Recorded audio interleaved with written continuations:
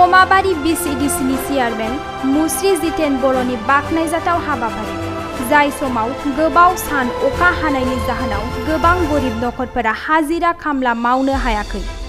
थांनाय बावैसो साननैसो सिगांनिफ्राय थाद'नाय गैयै जुब जुब अखा हानायजों जानाय लोंनाय गोबां जेंनायाव गोग्लैनाय नखरफोरखौ नोजोर होनानै खमाबारि VCDCनि सिङाव थानाय गासै 34 नखरनो मासिगिरि बिथाङा गावनि रांजोंनो अनसुंथाइ राननानै होयो। बे अनसुंथाइ होनानै मदद होनाया जोबोरैनो बाखनायथाव आरो गोजोनथाव।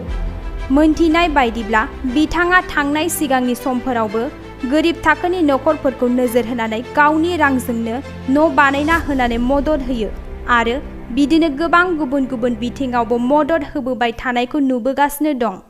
मोनसे गोजोनथाव खौरां केडी प्रडाक्शननि दिहुननायाव राजकुमार ब्रह्मजों बिथोन होजानाय दोंसे मिलौदो बोसोर गोदान बैसागु मेथाइनि मिउजिक भिडिअ'आ सौफैगासिनो दं।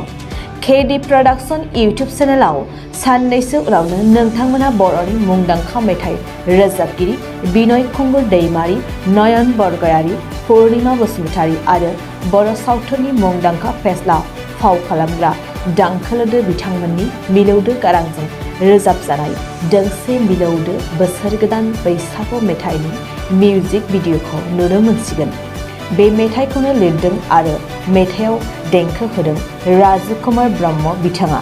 बे मिउजिक भिडिअ'खौ बिथांमोना फैगौ 10 एप्रिल खालि बेलासिनिनो 5 रिंगासोआव हगारनाय जासिगोन।